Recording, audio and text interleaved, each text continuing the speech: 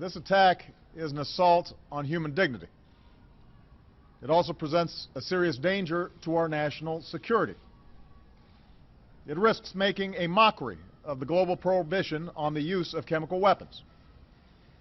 It endangers our friends and our partners along Syria's borders, including Israel, Jordan, Turkey, Lebanon, and Iraq. It could lead to escalating use of chemical weapons or their proliferation to terrorist groups who would do our people harm. In a world with many dangers, this menace must be confronted. Now, after careful deliberation, I have decided that the United States should take military action against Syrian regime targets. This would not be an open-ended intervention. We would not put boots on the ground. Instead, our action would be designed to be limited in duration and scope. But I'm confident we can hold the Assad regime accountable for their use of chemical weapons, deter this kind of behavior, and degrade their capacity to carry it out. Our military has positioned assets in the region. The chairman of the Joint Chiefs has informed me that we are prepared to strike whenever we choose. Moreover, the chairman has indicated to me that our capacity to execute this mission is not time sensitive. It will be effective tomorrow, or next week, or 1 month from now. And I'm prepared to give that order.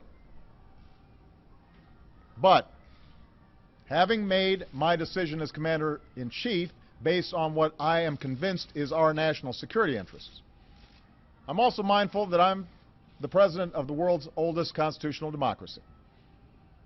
I've long believed that our power is rooted not just in our military might, but in our example as a government of the people, by the people, and for the people. And that's why I've made a second decision. I will seek authorization for the use of force from the American people's representatives in Congress. Over the last several days, we've heard from members of Congress who want their voices to be heard. I absolutely agree. So this morning I spoke with all 4 congressional leaders, and they've agreed to schedule a debate and then a vote as soon as Congress comes back into session. In the coming days, my administration stands ready to provide every member with the information they need to understand what happened in Syria and why it has such profound implications for America's national security. And all of us should be accountable as we move forward, and that can only be accomplished with a vote. I'm confident in the case our government has made without waiting for UN inspectors. I'm comfortable going forward without the approval of a United Nations Security Council that so far has been completely paralyzed and unwilling to hold Assad accountable. As a consequence, many people have advised against taking this decision to Congress. And undoubtedly they were impacted by what we saw happen in the United Kingdom this week when the Parliament of our closest ally failed to pass a resolution with a similar goal, even as the Prime Minister supported taking action.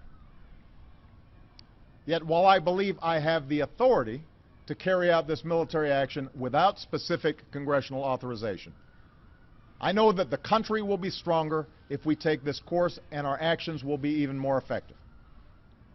We should have this debate because the issues are too big for business as usual.